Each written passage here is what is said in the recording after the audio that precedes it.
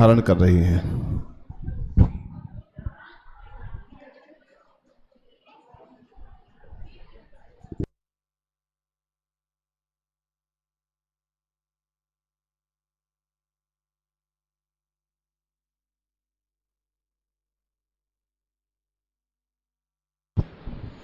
शुरू करो बेटा, टाइम नहीं रहता इतना। बोलिए महावीर भगवान की। यहाँ उपस्थित सभी साधर्मी जनों को मेरा श्रद्धात्मक वंदन।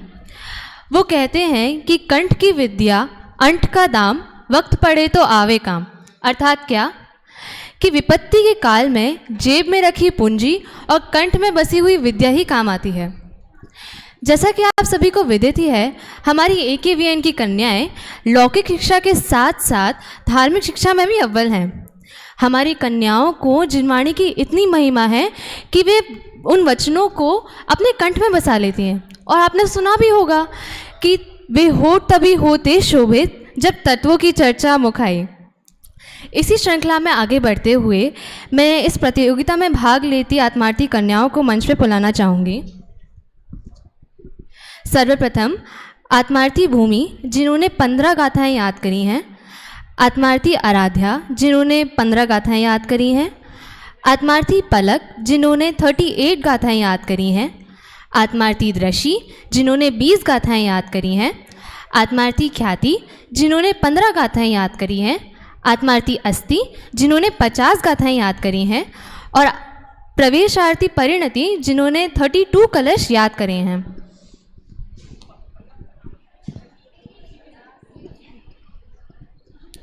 अभी आज ये बालिकाएं हमारे समक्ष शम्यसार जी की गाथाएं और कलशों का पाठ करेंगी। और इनका पाठ सुनने के लिए मैं आदरणीय ऋतु दीदी को बुलाना चाहूँगी।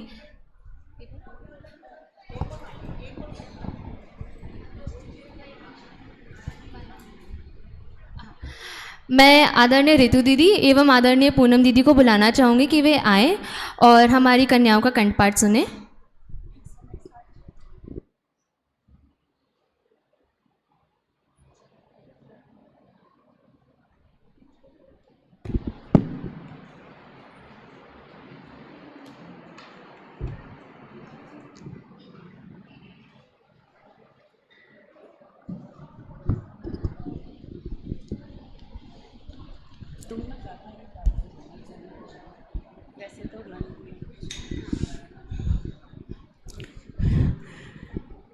कुंद कुंद आचार्य देव की, अमृतचंद्र आचार्य की, जयसेन आचार्य की, समयसार जी ग्रंथ की जय हो। आज ये समयसार जी ग्रंथ जो शौरसेनी प्राकृत भाषा में लिखा हुआ है और गाथा छंद में ये इसके गाथाएं निबद्ध हैं। और उस समय जनबोली भाषा थी प्राकृत, इसलिए उन्होंने अपना साहित्य प्राकृत में रखा।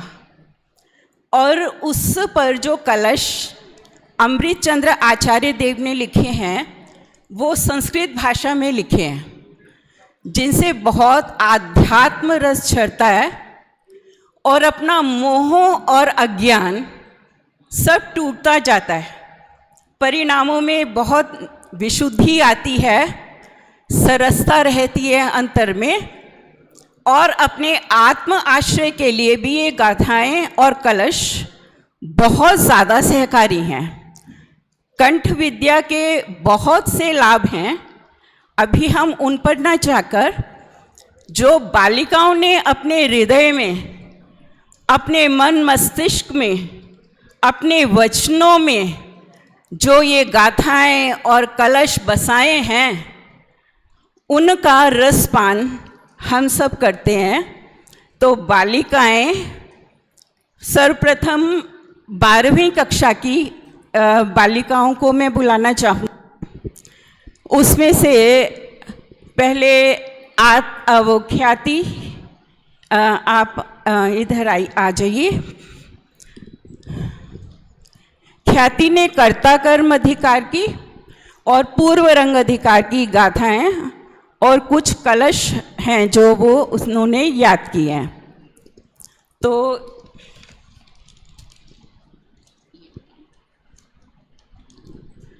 इसमें जो सर्वप्रथम आप बताइए कि ज्ञान ज्योति वो कैसी है, जिस पर अभी प्रवचन भी कर रहे थे आप, वो कलश जो है उसका पाठ कीजिए। माइक कोडलेस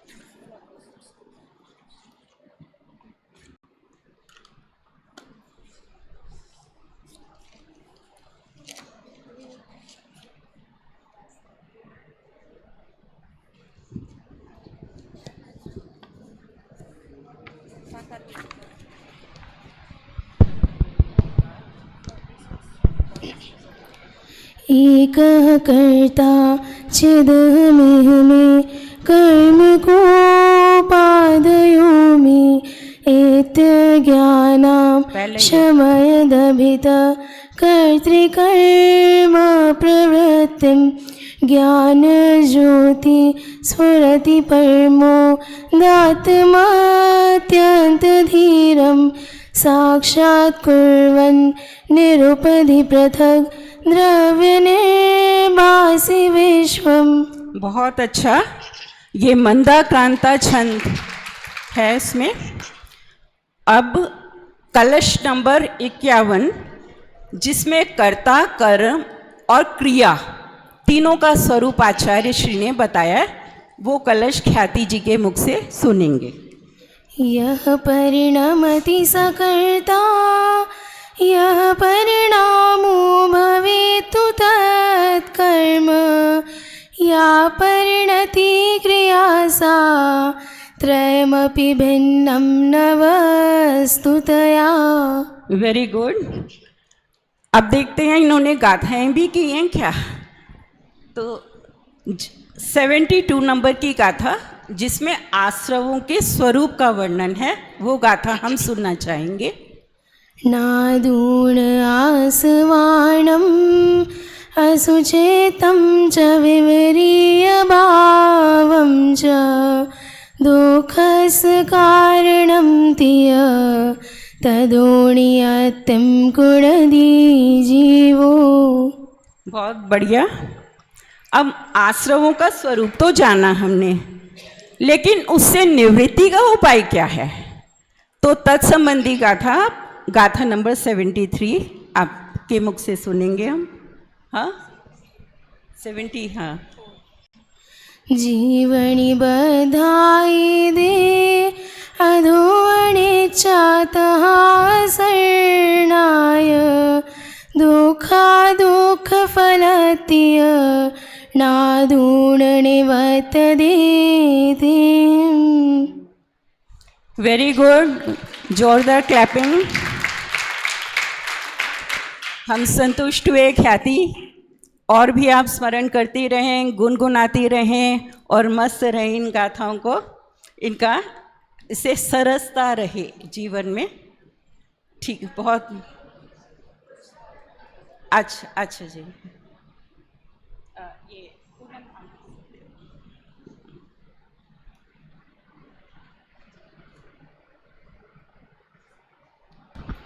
आत्मार्थी ख्याति जिन्होंने 15 गाथा याद करी हैं, और कर्ता कर्म के कलश, पूर्व रंग के भी कुछ कलश और गाथाएं की थी इन्होंने। अब मैं बुलाना चाहूंगी आत्मार्थी दृष्टि।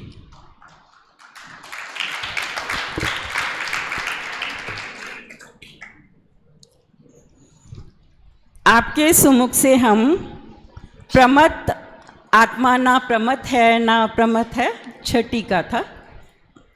णविहोदियपमतो णपमतो जाने गोदुजो भावो एवं बढ़न्ति शुद्धं णादो जो सो दुसो चेव। Very good. कोई गलती तो नहीं थी ना? ठीक ठीक बोलिए ना दीदी ने। अब आचार्य आत्मा को आत्म वैभव से दिखाते हैं, तो वो गाथा हम सुनना चाहेंगे। तं मे यत् विहतं दाये हम अपणो सवे अवेण जदिदाये जपमाणं चुक्केज छलं नगेतवम्। Very good. ये तव दव प्रत्यय जो लगे होते हैं ना प्राकृत में पीछे, तो इनका मतलब होते चाहिए, घेतव्य, ग्रहण करना चाहिए। अब हम कलश नंबर 2 आचार्य अमृतचंद्र देव का। अनंत धर्मणस्तत्वं पश्यन्ति प्रत्यगात्मना अनेकान्तमयी मूर्तिर्नित्यमेव प्रकाशिताम्। Very good. तीसरा भी सुना दीजिए आप। पर परिणति हेतुर्मोहनाम्नोऽनुभावा द्वरितमनुभाव्य व्याप्तिकलमाशिताया मम परम विशुद्धि शुद्ध चिन्मात्रमूर्ते भवतु समसार व्याख्येवानुभूते।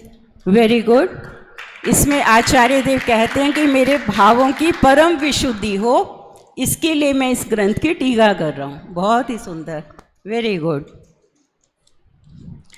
अब हाँ पूनम, ये बहुत ही सुंदर तरीके से आत्माती दृष्टि ने पूर्व रंग की 20 गाथा एवं कलशों का पाठ किया। आपको पुरस्कृत किया जाता है।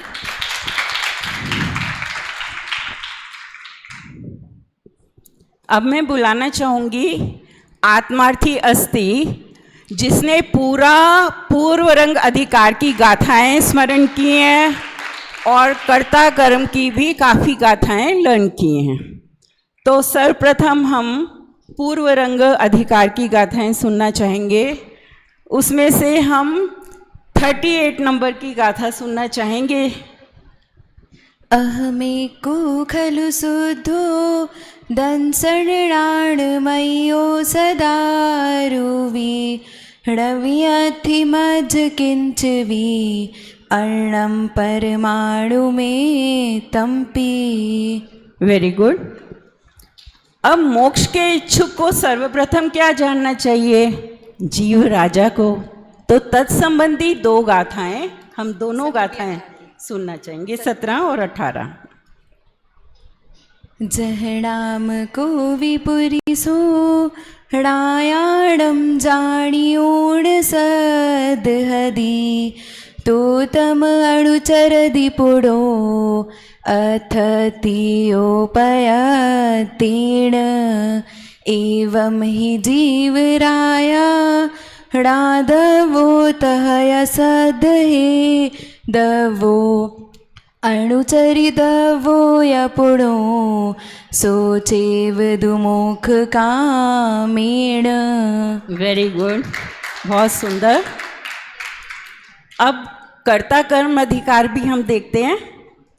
उसकी गाथा नंबर 69।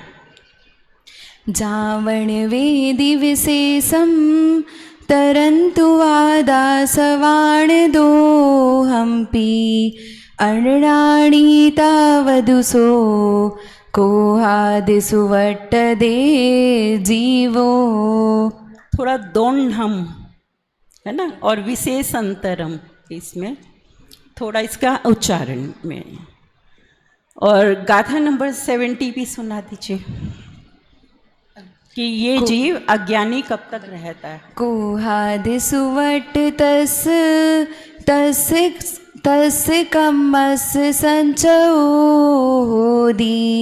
जीवसेवं बंधो भणिदो खलु सवदरिसिहिं। हाँ, इसमें तृतीय बहुवचन है ना, दरिसी ही, माँ नहीं आता इसमें, दरिसी ही। वेरी गुड, बाकी बहुत अच्छा। इन्होंने इतना सारा लर्न किया। एक गाथा और सुनना चाहेंगे हम। समय के जानने वाले मोह से निर्ममत्व किसे कहते हैं? गाथा नंबर 36।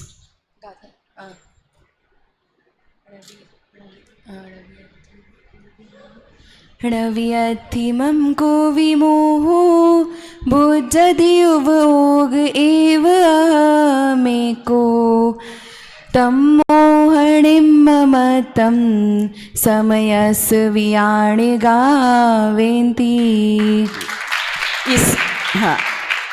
इसमें वियाणया ये गा का लोप हो जाता है, व्याकरण का है, तो यह श्रुति उसकी जगह आती है, तो वियाणया।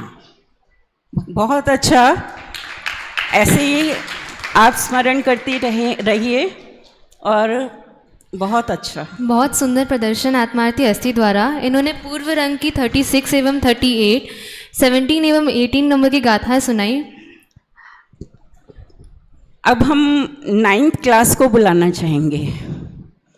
9th क्लास में, हाँ, आराध्या आओ बेटा। ये कल शुद्ध केवली श्री भद्रबाहु पर नाटिका प्रस्तुत करेंगी, तो हम इनसे शुद्ध केवलियों वाली ही गाथाएं सुनना चाहेंगे। जो हि सुदीर्ण कच्छति अपाणमिणं तु केवलं शुद्धं तं शुद्ध केवलिमिषणो पढ़न्ति लोयपदीवयरा। जो सुदृढाणं सर्वं जानति शुद्ध केवलं तमाहुजडा नाणम् अप्पा सर्वं जम्हा शुद्ध केवली तम्हा। वेरी गुड, बहुत ही बढ़िया। बस 2 ही गाथाएं सुनना चाहेंगे, और भी हैं? इनको प्राइज वो जो बहुत ही सुंदर प्रदर्शन आत्मार्थी आराध्या द्वारा। ये केवल 9th क्लास में है, लेकिन इन्हें तो भी गाथाएं याद हैं। इन्होंने स्टार्ट भी नहीं करा अभी समय सार जी। और इनकी प्रतिभा तो बहुत ही, इनसे मैं इम्प्रेस हुई हूँ। इतनी छोटी सी और बहुत ही प्रतिभा है, वो देखकर लगता नहीं है कि, और इतना अंतर से वो अंतर में इतनी समझ इसकी प्रखर है, तो बहुत ही हर्ष होता है मुझको देखकर बालिकाओं को। अब हम आत्मार्थी भूमि को बुलाना चाहेंगे। एक से एक जेम्स हैं। आपसे हम मंगलाचरण सुनना चाहेंगे।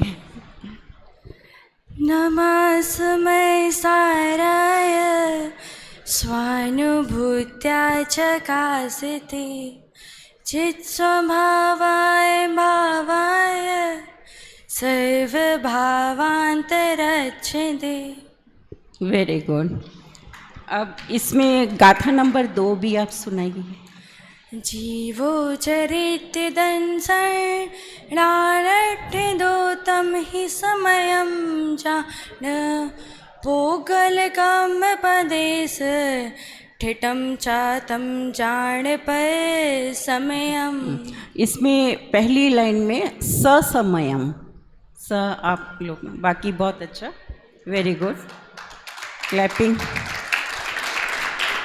अब आत्मार्थी, हाँ, इनको प्राइज दे दीजिए।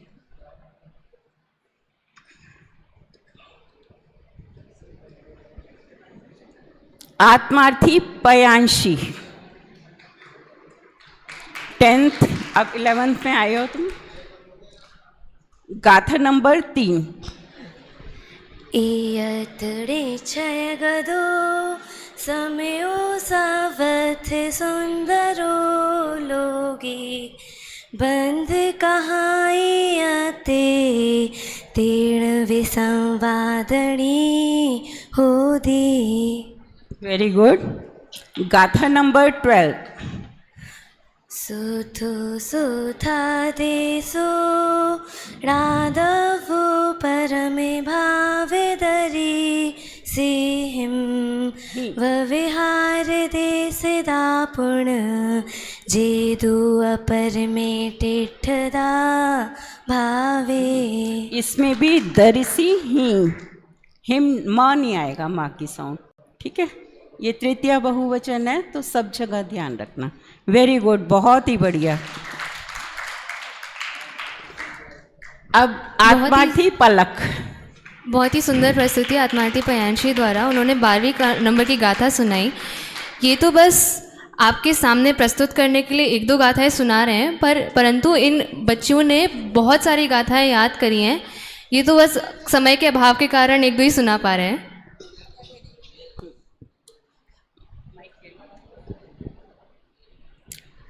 आत्मार्थी पलक ने भी पूरा पूर्व रंग अधिकार की सभी गाथाएं 38 गाथाएं लर्न की हैं। जोरदार क्लैपिंग।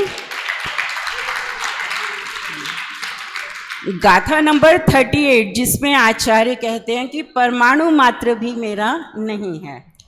अहमेको खलु सुतो दंसन नान मय्यो सदा रूवी न वियत मज्ज किंचिवी अन्नम परमाणु में तंपी। Very good. इसमें एक अन्नम, इसमें अर्णम न का प्रयोग होता है, न शौर सेनी में ना का प्रयोग नहीं होता। बाकी बहुत अच्छा। अब निश्चय नहीं के आश्रित जो साधु हैं वो जितेंद्रिय किसे कहते हैं? जो इंद्रिये जनिता नान सहवादियं मुनदीयातं तं खलु जिन्देन्द्रियं ते भनन्ति जेनेच्छदा साहम्। वेरी गुड, बहुत अच्छा। एकत्व विभक्त आत्मा की कथा बहुत दुर्लभ है इस जगत में, तो तत्संबंधी गाथा। सुध परिचितानुभूता सर्वस्व विकाम भोग बंद कहा सुविलंबो नवरि न सुलहो विहतस। Very good. भूतार्थ से जाने गए नव तत्व सम्यक्त्व हैं। गाथा नंबर 13। भूदर्थीनां विगता जीवा जीवाय पुण्य पावं च आसव संवर निचर बंधु मोक्षो यसम्मतम्। वेरी गुड, बहुत बढ़िया। बहुत ही सुंदर प्रस्तुति आत्मार्थी पलक द्वारा। इन्होंने पूर्व रंग की सारी गाथाएं याद करी। आपको पुरस्कारित किया जाता है। और एक में आत्मा जो अभी प्रवेशार्थी हैं, परिणति हैं, इधर बहुत ज़्यादा इम्प्रेस हुई हूँ मैं इनसे। इन्होंने पूर्व रंग अधिकार के 32 पूरे के पूरे कलश स्मरण किए। मतलब बहुत थ्रिलिंग हुई मुझको कि 32 कलश पूरे। आ जाइए बेटा, आपका स्वागत है।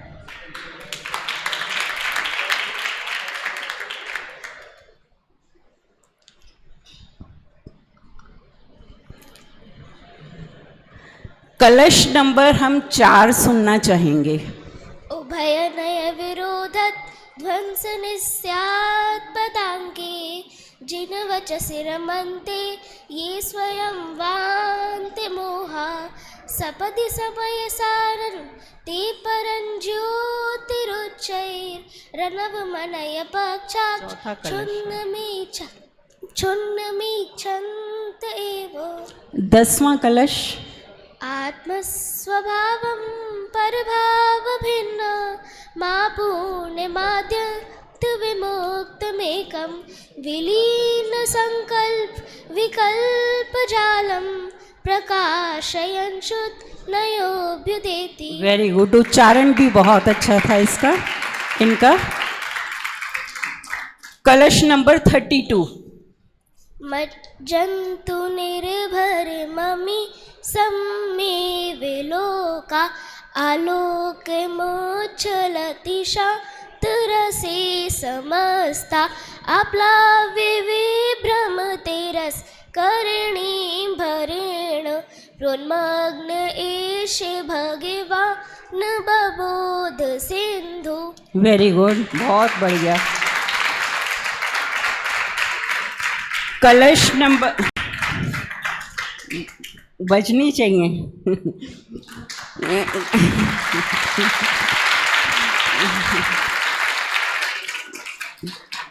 कलश नंबर 30। सर्वतस्वरस निर्भर भावं चेतय स्वयमहं स्वमिहैकं नास्ति नास्ति मम कश्चन मोह शुद्ध चिद्घन महो निधिरस्मि।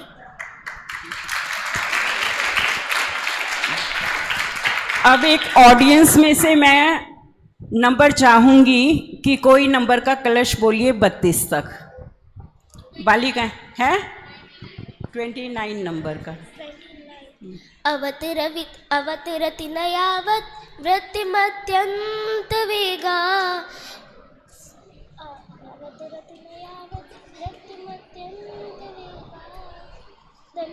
परिभावत् त्यागि दृष्टान्त दृष्टि झटिति सकल भावैरन्निदीयैर्विमुक्ता स्वयमयमनुभूतिस्ताविदाविर्बभूवा। वेरी गुड, बहुत सुंदर, बहुत सुंदर, बहुत अच्छा। बस इतना ही। आप समझ रहे हैं, ये जो कन्या है ये अभी प्रवेशार्थी है, ये अभी आत्मार्थी बनी भी नहीं है, इनका भी एडमिशन होना है और इन्हें अभी से ही इतना सब कुछ याद है। तो हम यहीं विराम लेते हैं। आप सब भी इनको कुछ ना कुछ रोज कंठस्थ करने की आदत डालिए। स्मरण शक्ति उससे बढ़ेगी, सरसता रहेगी जीवन में और बहुत सारे लाभ होंगे, आप खुद ही देखिएगा। ठीक है। अंत में मैं आदरणीय ऋतु दीदी एवं पूनम आंटी की आभारी हूँ, उन जिन्होंने अपना अमूल्य समय निकालकर इन कन्याओं के कंठ में ये विद्या बसाई है। और ये पूनम आंटी ने बहुत अच्छे से बच्चों को स्मरण कराया पूरा, तो इनके लिए जोरदार क्लैपिंग। आप ऐसे ही कंठस्थ कराती रहें, करती रहें, यही हमारी भावना है।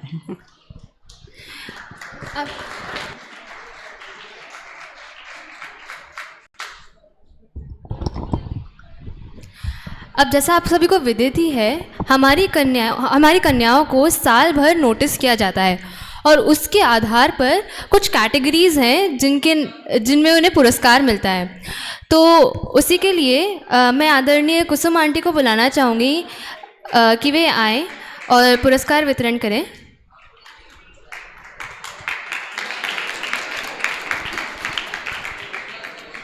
हमारी पहली कैटेगरी है हेल्पिंग नेचर। अब ये जो पुरस्कार है ये उन्हीं कन्याओं को दिया जाता है जो आगे बढ़कर औरों की हेल्प करती हैं। तो उसमें 9th क्लास से मैं आत्मार्थी आंशी को बुलाना चाहूँगी। मैं 10th क्लास से आत्मार्थी अदिति को बुलाना चाहूँगी तथा 11th क्लास से मैं देशना को बुलाना चाहूँगी।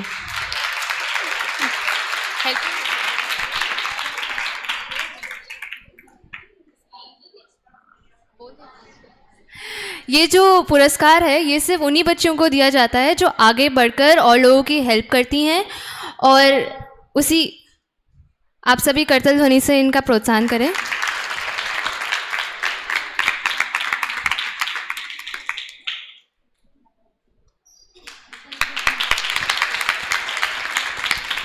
हमारी अगली कैटेगरी है एक्टिव स्टूडेंट। उसके लिए मैं आत्मार्थी भूमि को बुलाना चाहूँगी 9th क्लास से, आत्मार्थी मान्या 10th क्लास से, आत्मार्थी अंकिता 11th क्लास से। ये पुरस्कार उन बच्चों को दिया जाता है जो आगे बढ़कर पार्टिसिपेट करती हैं।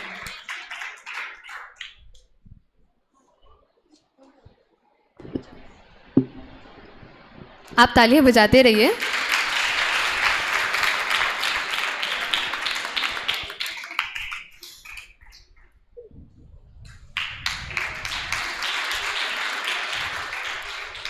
तो सर्दियों की छुट्टियों में हमारे यहाँ एक सांस्कृतिक हफ्ता रखा गया था और उसमें बच्चों ने बहुत सारे प्रतियोगिताएं रखी गई थी। उसमें जो बच्चियाँ जीती हैं, मैं उनके नाम यहाँ पे अनाउंस कर रही हूँ। तो चेयर रेस में पहला स्थान प्राप्त किया है आत्मार्थी आस्था जैन ने।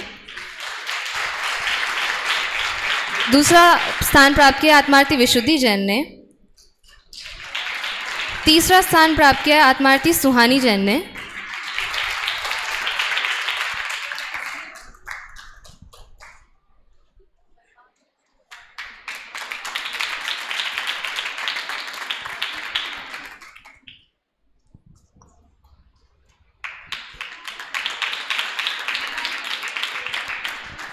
और चेयर रेस जूनियर क्लास के लिए पहला स्थान प्राप्त किया आत्मार्थी मान्या जैन ने और तीसरा स्थान प्राप्त किया है आत्मार्थी विधि जैन ने। बोरी रेस के लिए द्वितीय स्थान प्राप्त किया है आत्मार्थी स्वस्तिका जैन ने और तृतीय स्थान प्राप्त किया आत्मार्थी अंतरा जैन ने।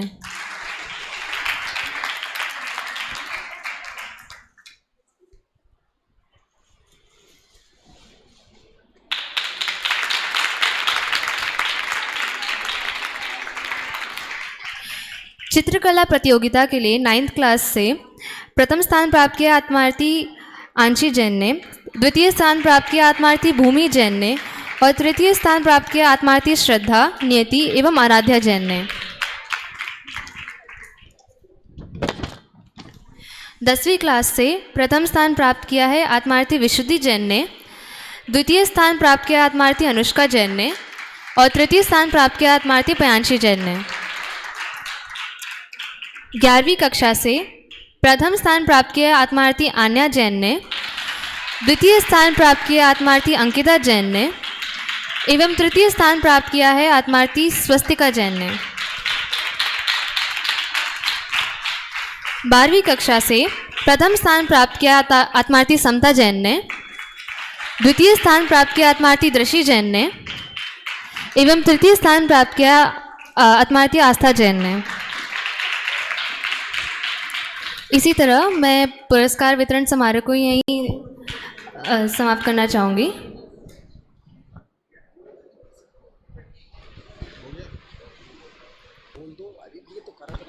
आप करतल ध्वनि से इन बच्चों का प्रोत्साहन करते दीजिए।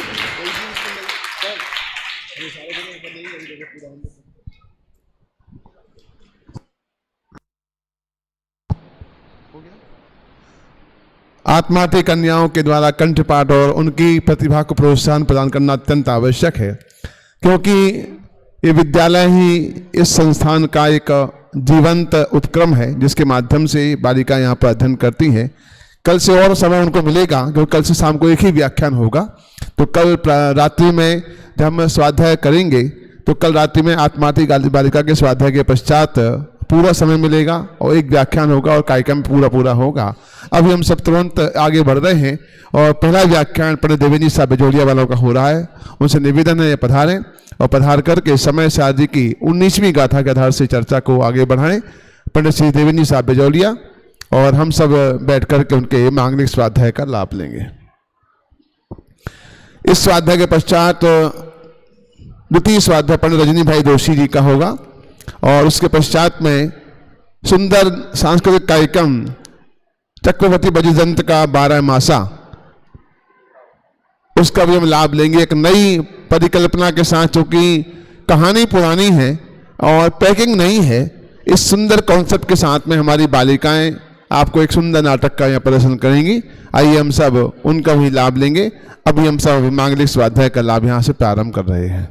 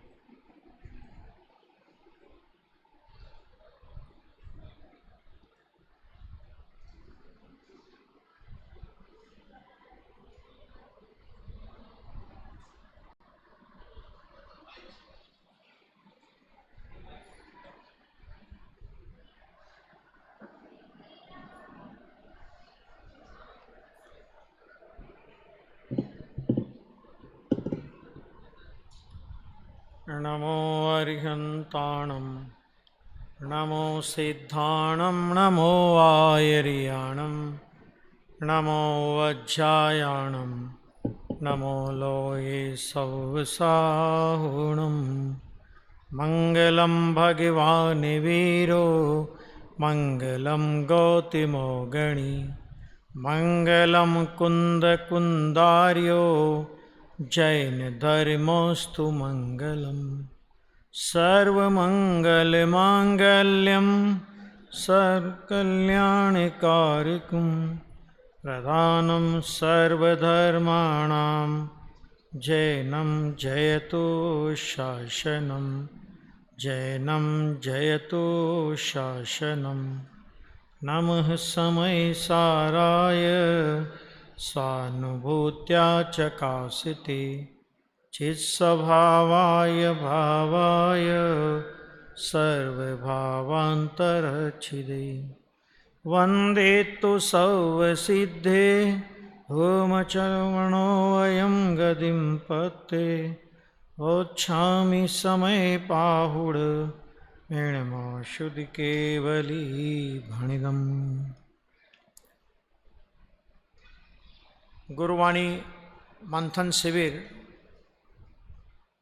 और दीक्षांत समारोह की व्याख्यानमाला के अंतर्गत हम सभी भगवत कुंदकुंदाचार्य देव के द्वारा प्रणीत महान परमागम शास्त्र श्री समय सारजी ग्रंथादि राजपर स्वाध्याय का उपक्रम यहाँ पर शुरू कर रहे हैं। सुबह अपनी चर्चा आई थी, शिष्य ने प्रश्न किया था कि प्रभु ये आत्मा कितने समय तक अप्रतिबुद्ध रहता है, तो उसके उत्तर में आचार्य देव ने गाथा कही है।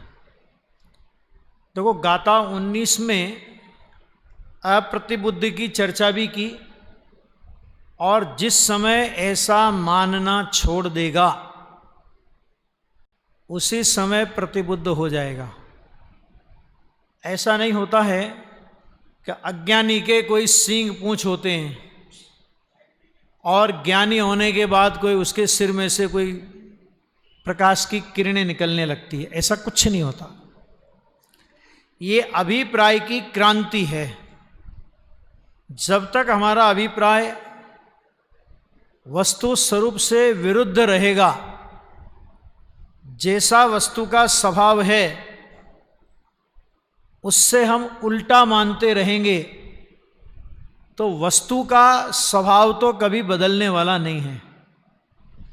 जब भी बदलना होगा अज्ञानी को अपनी मान्यता बदलनी पड़ेगी, यदि वो सुख और शांति चाहता है तो। वस्तु स्वभाव कभी नहीं बदलेगा।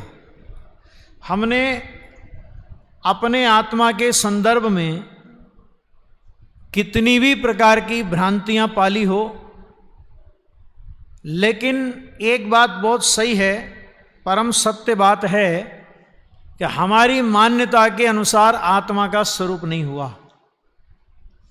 क्योंकि यदि हमारी मान्यता के अनुसार आत्मा का स्वरूप होता तो हम सब सिद्धालय में होते, और जैसा आत्मा का स्वरूप है वैसा भी आज तक हमने नहीं माना। क्योंकि अगर वैसा हमने मान लिया होता तो वर्तमान में इस भव की मूर्ति के साथ में, भव की मूर्ति माने देह के साथ में, अपन लोग यहाँ पर विराजमान नहीं होते, है ना। वो भी इस घोर पंचम काल में, है ना, जहाँ चारों ओर मिथ्यात्व की तीव्रता है, कसाई की तीव्रता है। लौकिक क्षेत्र की बात तो बहुत दूर, धार्मिक क्षेत्र में आकर के भी कसाईयों की तीव्रता है। तू बड़ा धर्मात्मा, मैं छोटा धर्मात्मा, तू छोटा धर्मात्मा, मैं बड़ा धर्मात्मा, है ना। बहुत समझने की बात है। एक गुरुदेव श्री का योग अपने को मिला है ना, कि आत्मा की बात, ये शुद्धात्मा की बात अपने परिसर से बाहर निकल करके देखो जरा, और वहां बोल करके देखो भगवान आत्मा, तब पता लगेगा कि भगवान आत्मा किस कीमत पर अपने को सुनने को मिल रहा है। समझ में आएगा कि नहीं आ गया? हाँ, भगवान आत्मा शब्द कान में पड़ रहा है, ये अपना कितना बड़ा सौभाग्य है ना। और ऐसे भगवान आत्मा का हम हर क्षण निरादर करते आ रहे हैं, ये भी एक परम सत्य है। तो आचार्य भगवान से जब ये प्रश्न किया तो बहुत सरल भाषा में उन्होंने इस प्रश्न का उत्तर दिया। क्या उत्तर दिया?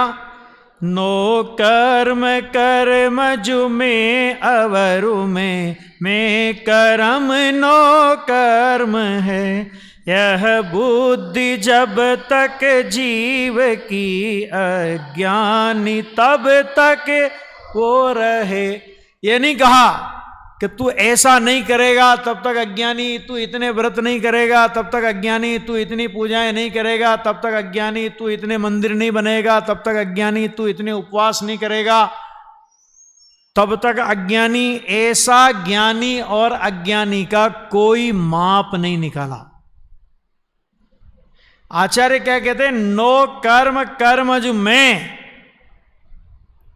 नो कर्म और कर्म ये मैं हूं और मुझ में कर्म और नो कर्म है। ठीक है, बहुत सीधा सा अर्थ, अभी चर्चा करेंगे अपन इसकी। बहुत सरल भाषा में अपने अज्ञान का पर्दाफाश किया आचार्य देव ने। हम कहां अज्ञानी बने हुए हैं, कहां हमारी अटक है, कहां हमारी भूल है, बहुत सरल शब्दों में बताया कि यह बुद्धि जब तक जीव की, जब तक तू ऐसा मानेगा तब तक अज्ञानी रहता है। और देखो इतनी बात नहीं, आप इसके बाद की गाथाएं पढ़ोगे ना, मैंने ये 19 नंबर की गाथा तो अपनी चलेगी, लेकिन 20, 21, 22 नंबर की गाथा आप पढ़ो तो उसमें लिखा इसी बात का और विस्तार किया अज्ञानी का। क्या?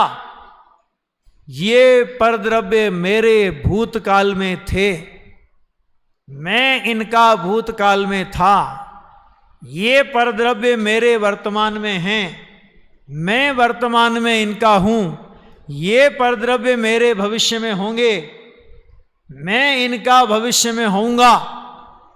यानी ऐसा नहीं है कि ये जो मान्यता है तो ये अपनी वर्तमान काल तक की मान्यता है, ऐसा नहीं है। भूतकाल में भी जो जो कर्म और नो कर्म का संयोग अपने को हुआ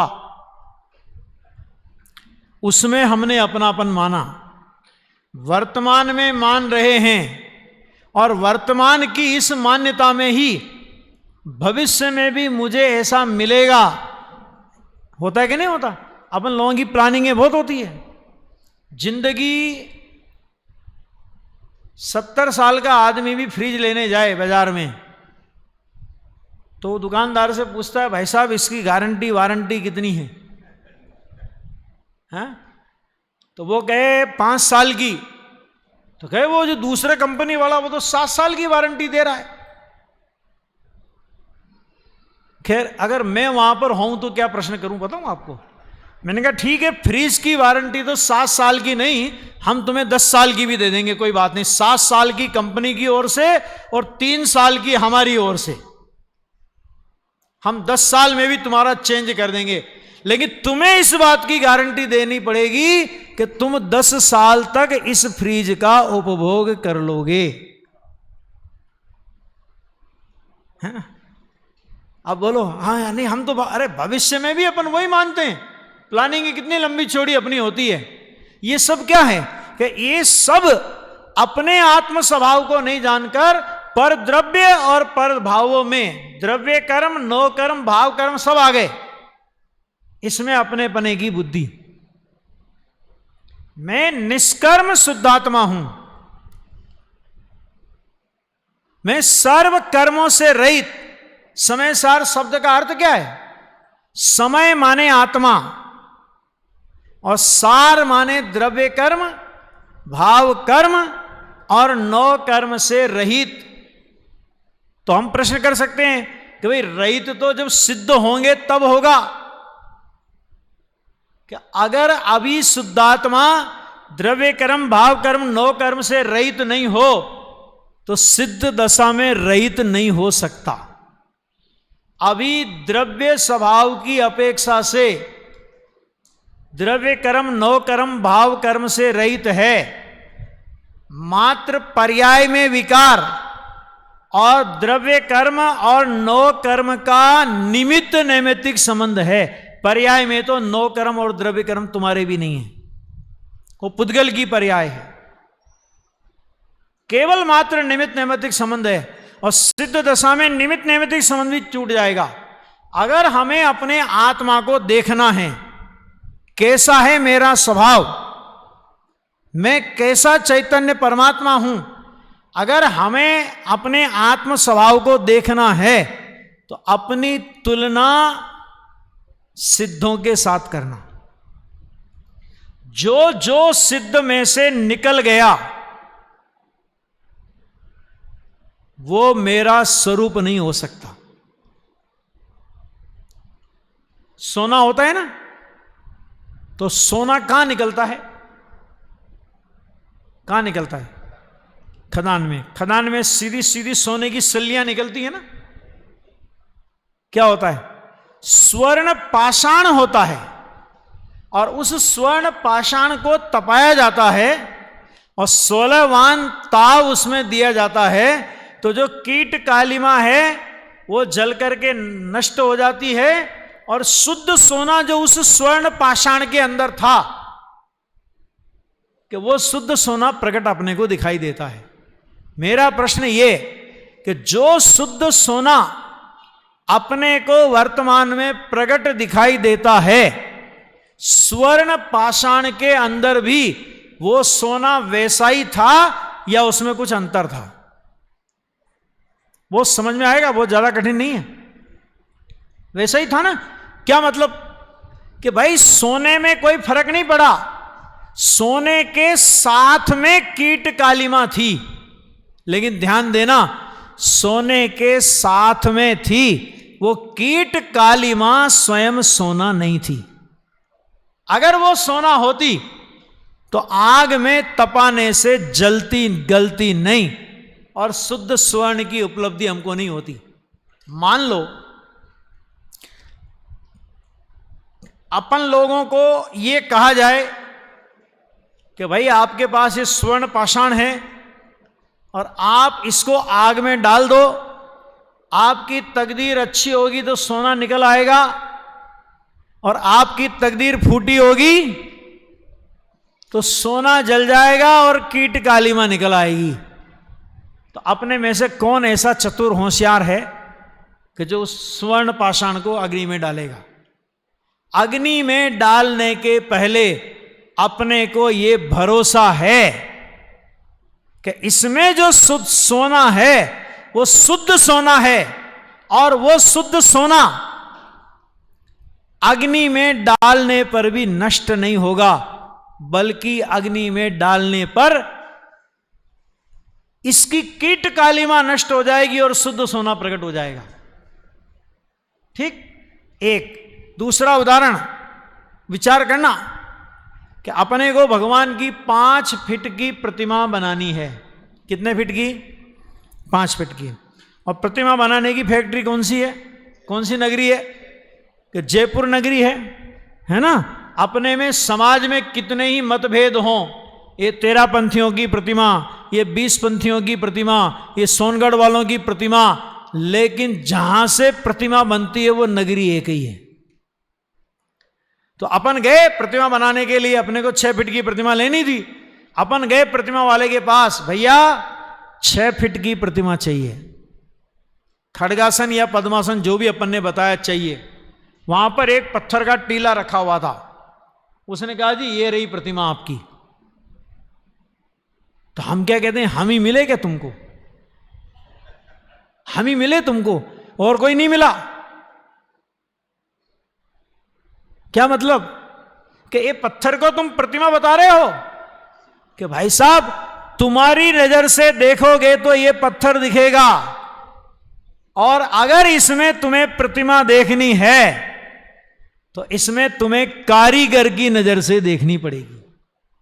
कारीगर की नजर से देखोगे तो इसी पत्थर के टीले में भगवान विराजमान है। हम भगवान बनाते नहीं, जो भगवान के अलावा जो अतिरिक्त है उस अतिरिक्त को छील देते हैं। भगवान तो बने बनाए हैं, वे प्रकट हो जाते हैं। ख्याल में आ गया? बस हमारा वर्तमान में हम कैसे हैं कि हम टीले जैसे भगवान हैं, और सिद्ध परमात्मा कैसे हैं कि जिसमें से प्रतिमा गढ़ ली गई है, ऐसे भगवान हैं। ठीक है? तो जो एक्स्ट्रा है, जो अतिरिक्त आ गया है, आत्मा के स्वरूप में जो अतिरिक्त आ गया है, कि जो आत्मा का स्वभाव और स्वरूप नहीं है, जिसे कारीगर छीनी हथौड़ा लगा करके निकाल करके फेंक देगा, और उसके फेंकने के बाद जो बचेगा वो शुद्ध रूप से भगवान है। बस यही भेद ज्ञान की कला का प्रयोग हमें यहां करना है। कैसे करना? कि बस मैं वर्तमान में द्रव्य कर्म, नौ कर्म, भाव कर्म, इनसे रहित शुद्धात्मा हूं। ये जो द्रव्य कर्म, भाव कर्म, नौ कर्म देखे जाते हैं, ये आत्मा नहीं है, आत्मा के ऊपर आया हुआ एक्स्ट्रा अतिरिक्त है। अतिरिक्त को निकाल दो तो जैसा आत्मा है वैसा पर्याय में प्रकट हो जाता है। लेकिन ध्यान देना, जैसा आत्मा है वैसा पर्याय में प्रकट होने के पहले, जैसे उस कारीगर को वो छेनी हथौड़ा चलावे, उसके पहले उसके ज्ञान में उस पत्थर के अंदर पूरी मूर्ति उसके ज्ञान में स्थापित होती है। और जब ज्ञान में प्रतिमा स्थापित होती है तो उस प्रतिमा के अलावा जो है, छेनी हथौड़े के प्रयोग द्वारा उसको अलग कर देता है। आचार्य कहते हैं हमें सिद्ध पद प्रकट करना है, हमें साक्षात आत्मा को प्रकट पर्याय में अगर उपलब्ध करना है, तो हमारी नजर में जिस समय आत्मा के साथ 9 कर्म संयोग रूप में दिखाई दे रहे हैं, 8 कर्म संयोग रूप में दिखाई दे रहे हैं, विकारी भाव एक समय की पर्याय में दिखाई दे रहा है, उस समय ही इनका निषेध हमारी दृष्टि और ज्ञान में वर्तना चाहिए। क्यों? क्योंकि इनका निषेध आएगा तभी तो इनके अभाव के लिए शुद्धात्मा के अनुभव की प्रक्रिया में जीव आएगा, और तब वो अनुभव होगा। तब ये कर्म, 9 कर्म सर्वथा अलग हो जाएंगे, संयोग रूप से भी हमारे साथ में नहीं रहेंगे। ये बात तो आगे की है, लेकिन अभी अपन तो क्या कर रहे हैं कि जो मिला वो मेरा, जो मिला वो मेरा, जिस पर्याय में गए वो पर्याय को अपना मानते हैं। पंडित टोडरमल जी की वो भाषा याद करो, अहो मुझे तो इन बातों की खबर ही नहीं थी, मैं तो भ्रम से भूलकर प्राप्त पर्याय ही में तन्मय हुआ। इस पर्याय की तो थोड़े काल की स्थिति है, मुझे सब प्रकार का अवसर मिल गया है, इसलिए मुझे, है ना, अपना सत्य स्वरूप समझ लेना चाहिए। समझाए कि नहीं? भ्रम से भूलकर प्राप्त पर्याय ही में तन्मय हुआ। इस वाक्य में बहुत गहरा मर्म है। अपने यहाँ पे उदाहरण आता है ना, कोई एक मुनिराज ने, एक राजा मुनिराज को आहार दे रहा था, और आहार लेते लेते मुनिराज के चेहरे पर जरा मुस्कान आ गई। तो राजा ने सोचा मुनिराज बड़े गंभीर होते, ये मुनिराज के चेहरे पे मुस्कान कैसे आई? अवश्य कोई न कोई बात है। तो मुनिराज तो आहार करके जंगल में चले गए, अब वो राजा भी मुनिराज के पीछे पीछे जंगल में गया, और जो ही मुनिराज का ध्यान खुला और उसने कहा, महाराज आज आहार करते करते आपके चेहरे पर मैंने मुस्कान देखी, क्या बात है? उन्होंने कहा, राजन मुझे संसार की विचित्रता को देख करके जरा सा ऐसा भाव आया कि प्रभु आपने क्या संसार की विचित्रता देखी, हमें भी तो बताओ। तो मुनिराज बोले, हमने अवधि ज्ञान के द्वारा ये जाना कि ये राजा जो अभी हमें आहार दान कर रहा है, ये राजा 7वें दिन मरकर अपने ही पाखाने में हरे कलर का कीड़ा होगा। अब सोचो आप जरा, क्या हुआ, क्या हुई होगी उसकी दशा। एकदम घबरा गया। पहली बात तो 7 दिन में मेरी मृत्यु हो जाएगी, है ना। अब वो आया, अपने बेटे को बुला के कहा, बेटा मुनिराज ने ऐसा कहा है 7 दिन बाद मेरी मृत्यु हो जाएगी, और मर करके जो परिस्थिति बताई थी मुनिराज ने उसको बता दी बेटे को। और उन्होंने कहा, बेटा जैसे ही मैं मरूं और अपने पाखाने में कीड़ा होऊं, तू मुझे मार देना, ऐसी गंदी जगह मुझे नहीं रहना, मार देना। और सच में वो घटना घटित हुई, और वो राजा मर करके अपने पाखाने में कीड़ा बना। जैसे ही राजकुमार उसे मारने के लिए जाता है, वो गहरे गहरे उस पाखाने के अंदर घुस जाता है। यह है प्राप्त पर्याय की स्थिति। और देखो एक बात, कि उस राजा को तो मुनिराज ने कहा था कि तुम 7 दिन बाद मर करके अपने पाखाने में कीड़ा हो जाओगे, यानी उसको तो 7 दिन का टाइम कम से कम मिला था। अपन लोगों के पास कितना टाइम है बोलो?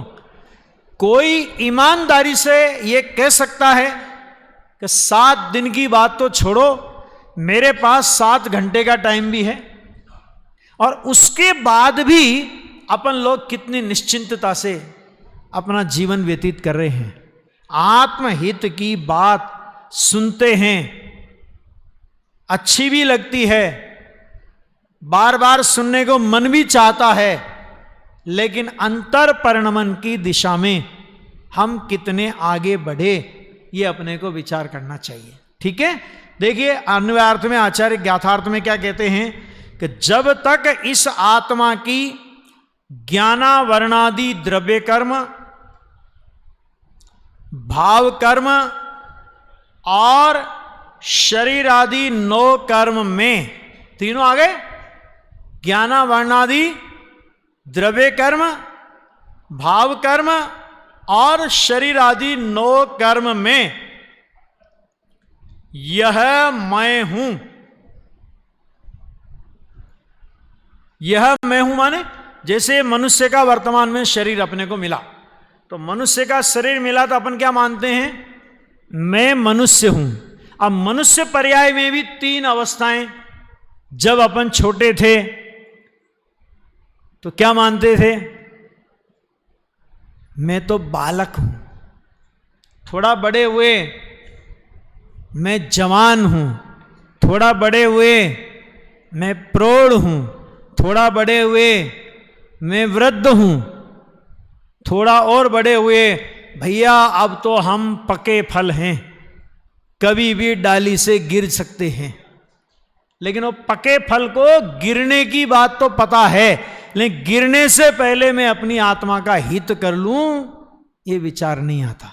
प्राप्त पर्याय में तन्मयता, भाव कर्म में अपनापन कैसा करते अपन लोग, राग द्वेष मोह पुण्य पाप, इन्हीं परिणामों में अपना जीवन चलता है ना। देखो सम्यक दर्शन नहीं होगा तब तक नियम से 2 परिणाम अपने चलेंगे।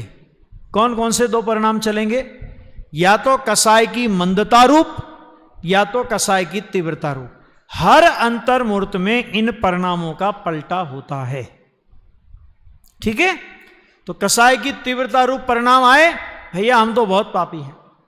पाप के परिणाम से अपने को पापी मानना, पुण्य का परिणाम हो गया तो अपने को पुण्यात्मा मानना, राग के परिणाम से अपने को रागी मानना, कसाय के परिणाम से अपने को कसाई मानना, ये उन परिणामों में अपनत्व की बुद्धि है। वास्तव में राग, द्वेष, मोह वो मेरा स्वरूप नहीं है। ये बात अपने को कितने दिन में विचार में आती? दिन में कितनी बार विचार आता है, जरा बोलना। कभी विचार आता है कि जो परिणाम आए और चले गए, जब राग चला गया, कषाय चली गई, पुण्य का परिणाम चला गया, पाप का परिणाम चला गया, वो आया और चला गया। लोक में नहीं बोलते अपन, देखो भाई तुम ऐसा मत करो वरना मुझे क्रोध आ जाएगा।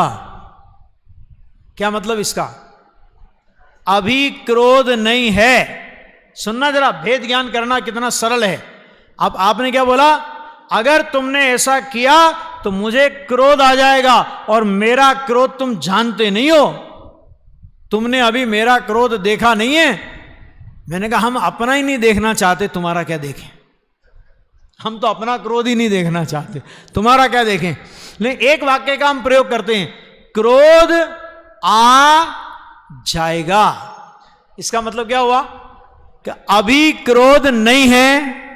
ये बात स्वीकार हुई इसमें, अभी क्रोध नहीं है। चलो नहीं है, आप हो कि नहीं हो? क्रोध नहीं है लेकिन आप हो। क्रोध आ जाएगा माना आएगा। आपको अभी पता है कि आएगा, और आपको यह भी पता है कि आकर के चला जाएगा। इसका मतलब क्या? अभी नहीं है, आएगा और आकर के चला जाएगा। और मैं अभी हूं, क्रोध के काल में भी रहूंगा, क्रोध आकर के चला जाएगा तब भी मैं रहूंगा। तो आचार्य कहते हैं जो आकर के चला जाता है उस पर भरोसा करना चाहिए कि जो सदा काल विद्यमान रहता है, जिसकी उपस्थिति में ऐसे अनेक परिणाम आए और अनेक परिणाम चले गए, लेकिन जिसमें से कुछ आया नहीं कुछ गया नहीं, भरोसा करने लायक कौन है बताओ जरा, है ना? आचार्य कहते हैं बस इतना भरोसा कर लो कि ये आकर के चले जाने वाले भाव हैं। तो जो आकर के चला जाए उसे पंचाध्यायीकार ने बोला आगंतुक भाव है, आकर के चले जाने वाले भाव हैं। और मैं कौन हूं कि मैं सदा काल रहने वाला हूं। आपने राशन कार्ड बनाया अपना? राशन कार्ड सबने बनाया रखा होगा। तो राशन कार्ड में क्या होता है?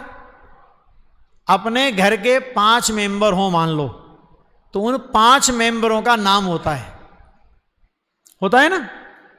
अब अपन राशन कार्ड वाले ने पूछा भाई साहब आपके घर में कितने मेंबर हैं? तो अपन कहें जी 5 मेंबर तो हमारे स्थायी हैं और हमारा बहुत बड़ा व्यापार है, तो एवरेज हमारे यहां 10 लोग प्रतिदिन भोजन करते हैं। किसी दिन 5, किसी दिन 15, किसी दिन 17, किसी दिन 4, किसी दिन 20। तो आप 10 लोग प्रतिदिन के हिसाब से मान लो एवरेज। तो 5 हम और एवरेज 10 लोग, 15 लोगों का एक राशन कार्ड आप बना दो। बनेगा कि नहीं बनेगा? क्यों नहीं बनेगा? क्यों नहीं बनेगा? कि भाई आकर के जाने वाले महिमान हो सकते हैं, आकर के जाने वाले महिमान हैं, आकर के जाने वाले घर के मेंबर नहीं होते। लोक में राशन कार्ड में भी उनका नाम नहीं होता, राशन कार्ड में भी उनका नाम होता है जो स्थायी मेंबर होते हैं घर के। ठीक है? आचार्य कहते हैं जो स्थायी भाव है, जो अनादि अनंत ध्रुव चैतन्य सत्ता है, वो मैं हूं। और ये द्रव्य कर्म, भाव कर्म और नो कर्म, कहते ये तो आने जाने वाले भाव हैं। आने जाने वाले भाव वे हमारे नहीं हो सकते। मैं उनसे अत्यंत भिन्न निराला चैतन्य हूं। इतना ही तो भेद ज्ञान करना आपने। वेद ज्ञान में क्या करना, भाई इतना ही काम करना है। तो ये यहां पे कहा देखो, और फिर क्या लिखा, शरीर आदि नो कर्म यह मैं हूं और मुझ में अर्थात आत्मा में यह कर्म नो कर्म है। ये मैं हूं और मुझ में ये है, ये मैं हूं और मुझ में ये है। इस तरह की एकत्व की बुद्धि पाई जाती है, ना। तो ये मुझ में है, न कर्म नो कर्म है, ऐसी बुद्धि है। क्या कहा, ऐसी बुद्धि है, तब तक वह यह आत्मा अप्रतिबुद्ध भवती अर्थार्थ है। मतलब क्या, इसका मतलब क्या कि देखो हम अज्ञानी बने, हम अज्ञानी हैं, तो जगत के कर्म नो कर्म भाव कर्म ने अपने को अज्ञानी नहीं किया। कोई परद्रव्य अपने को अज्ञानी नहीं करता। परद्रव्य को अपना मानकर अथवा अपने में परद्रव्य को मानकर हम अज्ञानी होते हैं, और कोई हमें ज्ञानी नहीं करता। तो होता क्या है कि परद्रव्य से भिन्न मैं द्रव्य कर्म भाव कर्म नो कर्म रहित अनादि अनंत शुद्धात्म तत्व हूं, ऐसा स्वसन्मुख होकर स्वानुभव पूर्वक ऐसी प्रतीति का होना, उसका नाम ज्ञानी है। और ये काम चारों गति में पड़ा हुआ संगी पंचेंद्रिय कोई भी जीव जिस समय उसको ये बात ख्याल में आ जाएगी, उसी दिन ये सम्यक दर्शन का काम कर सकता है। देखो पुरुषार्थ सिद्धि उपाय में इसी प्रकार की एक बात आई है। 14 नंबर की गाथा है पुरुषार्थ सिद्धि उपाय की। उसमें आचार्य भगवान ने बहुत मार्मिक बात लिखी। क्या लिखा कि यह जीव कर्म जनित रागादि और शरीर आदि से असंयुक्त होने पर भी, क्या शब्द का प्रयोग किया, कर्म जनित रागादि और शरीर आदि से असंयुक्त होने पर भी संयुक्त जैसा प्रतिभासित होता है, यह प्रतिभास ही भव का बीज है। यहां का अज्ञानी है, वहां का कि तू इनसे असंयुक्त है, और असंयुक्त होने पर भी तुझे संयुक्त जैसा प्रतिभासित होता है। कहते ये तेरा प्रतिभास भाव का बीज है। और ये तो आपको समझाने की जरूरत नहीं है कि अगर आम का बीज बोया है तो पेड़ आम का लगेगा, और बबूल का बीज बोया है तो पेड़ काहे का लगेगा, बबूल का ही लगेगा। नीम का बीज बोया है तो निम्बोली फल रूप में मिलेगी। ये किसी को समझाने की जरूरत नहीं है। भव का बीज है, ये कहकर के वो क्या कहना चाहते हैं कि यदि अगर ऐसा हम स्वीकार करेंगे तो ये हमारा स्वीकार, ये हमारा प्रतिभास भव का बीज है। माने हमने भव का बीज बोया है, और भव का बीज बोया है तो कौन सी फसल काटने के लिए तैयार रहना पड़ेगा कि भव के बीज में से संसार के 4 गति 84 लाख योनियों में परिभ्रमण रूप फसल ही काटनी पड़ेगी।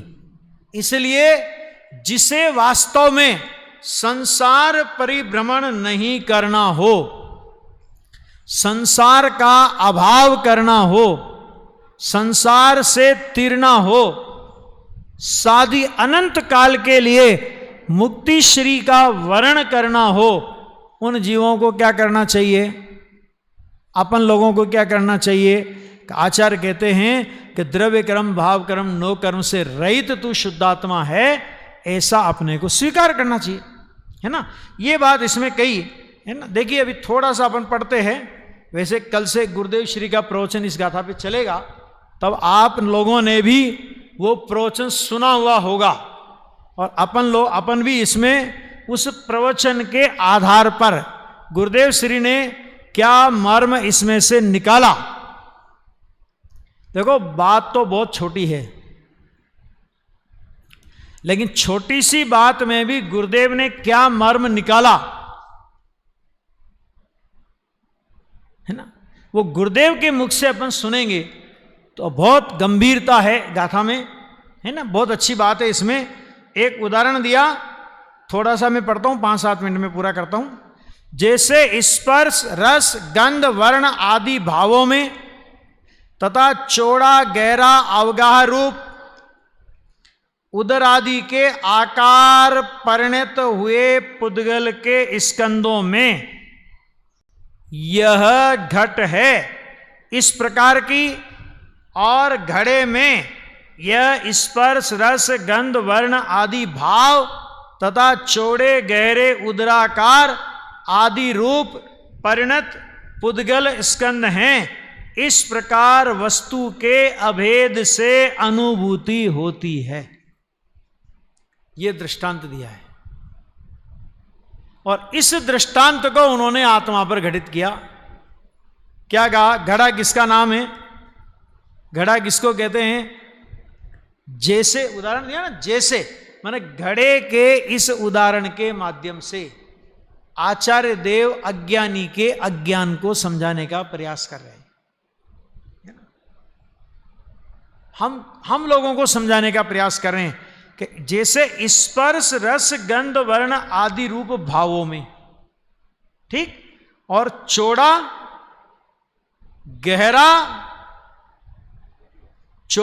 गहरा अवगाह रूप उदरादि के आकार रूप परिणत। अब घड़ा तो सबने देखा ही, घड़े में क्या होता है कि घड़े में जो आचार्य ने बताया यही घड़े में होता है, ऐसा घड़ा होता है। तो उन स्कंदों में क्या कहते हैं? ये घट है। और इस घड़े में क्या है कि घड़े में स्पर्श रस गंध वर्ण आदि भाव चौड़े गहरे उदराकार रूप परिणत पुद्गल स्कंद हैं। इस प्रकार वस्तु के अभेद से अनुभूति होती है। माने स्पर्श रस गंध वर्ण और चौड़े गहरे उदराकार आकार में घड़ा, और घड़े में ये सब ऐसे अभेद से अनुभूति होती है। इसी तरह अज्ञानी क्या करता है कि द्रव्य कर्म भाव कर्म नो कर्म में यह मैं और मुझ में द्रव्य कर्म भाव कर्म और नो कर्म है, ऐसी शुद्ध चैतन्य मात्र वस्तु और द्रव्य कर्म भाव कर्म नो कर्म, इन दोनों में जब तक अभेद की अनुभूति करेगा, इन दोनों की भिन्नता को न जानकर अभेद रूप अनुभव करेगा या करता है, तब तक उसका नाम अज्ञानी है। बहुत अच्छे से समझ लेना, आचार्य देव किसी को अज्ञानी और ज्ञानी का सर्टिफिकेट देने के लिए नहीं है। आचार्य देव हमको यह बता रहे हैं कि हमने तुम्हारे सामने ज्ञानी और अज्ञानी की परिभाषा रख दी, ज्ञानी और अज्ञानी का स्वरूप रख लिया। अब तुम अपना निर्णय खुद कर लो कि तुम ज्ञानी हो या अज्ञानी। खुद अपना निर्णय अपने को करना पड़ेगा। कोई आचार्य किसी को ज्ञानी भी नहीं कह रहे और आचार्य किसी को अज्ञानी भी नहीं कह रहे। यदि हम ऐसा मानते हैं तो, और यदि हम ऐसा नहीं मानते हैं तो बस इसी पर ज्ञानी और अज्ञानी का पूरा माप है। बहुत गंभीर गाथा है और बहुत अपने जीवन का समझ लो कायाकल्प कर दे। अनादि का अज्ञान मिट करके अपन ज्ञानी धर्मात्मा बन जाएं, ऐसी अद्भुत ये गाथा है। और इस गाथा के आधार पर अपनी चर्चा आगे और भी चलेगी विस्तार के साथ में। और इस गाथा को पूरा पढ़ करके घर पे समय सार हो, नहीं हो तो मोबाइल में भी आपके पास समय सार हो सकता है। ये पूरी गाथा संभव हो तो इस पर पूज्य गुरुदेव श्री का प्रवचन यहाँ तो सुनेंगे ही, लेकिन यदि अपने को समय मिलता है तो अपने को वो प्रवचन घर से भी पढ़ करके अथवा सुन करके आना चाहिए। अगर हम ऐसा करेंगे तो हमें इस गाथा का विशेष मर्म समझ में आएगा, ख्याल में आएगा। अभी इतनी बात कह के अपनी बात यहाँ पूरी करते।